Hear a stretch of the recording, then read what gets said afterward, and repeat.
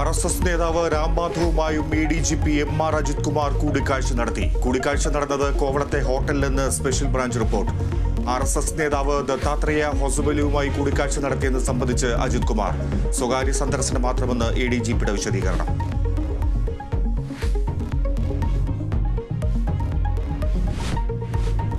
ADGP പോയതിൽ ഞങ്ങൾക്ക് എന്ത് ഉത്തരവാദിത്തമെന്ന് MV ഗോവിന്ദൻ. കൂടിക്കാഴ്ച ഗൗരവതരമെന്ന് CPI. കൂടിക്കാഴ്ചയ്ക്ക് LDFുമായി ബന്ധമില്ലെന്ന് ബിനോയ് വിശ്വം.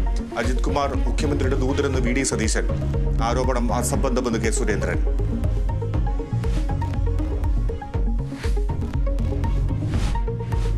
പോലീസുകാർക്കെതിരായ ബലാത്സംഗ ആരോപണത്തിൽ യുവതിക്കെതിരെ നിയമ നടപടി തുടങ്ങി.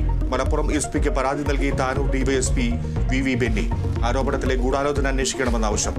കോടതിയിലും DGPക്കും ക്രൈംബ്രാഞ്ച് ADGPക്കും ഉടൻ പരാതി നൽകും.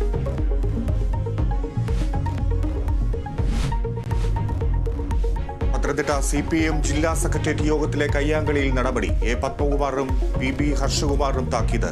നടപടി സംസ്ഥാന നേതൃത്വത്തിന്റെ നിർദ്ദേശപ്രകാരം. കയ്യാങ്കളി തോമസ് ഐസക്കിന്റെ തെരഞ്ഞെടുപ്പ് പ്രവർത്തനങ്ങളിലെ വീഴ്ചകളുടെ പേരിൽ. മണിപ്പൂരിൽ വീണ്ടും സംഘർഷം.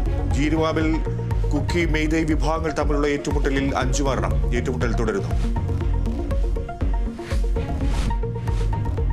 നടൻ നിവിൻ പോളിക്കെതിരായ ബലാത്സംഗ കേസിൽ നടപടിക്കൊരുങ്ങിയ അന്വേഷണ സംഘം. യുവതിയുടെ മൊഴി രേഖപ്പെടുത്തുന്നു. മൊഴിയെടുക്കൽ ആലുവയിലെ പരാതിക്കാരിയുടെ വീട്ടിലെത്തി.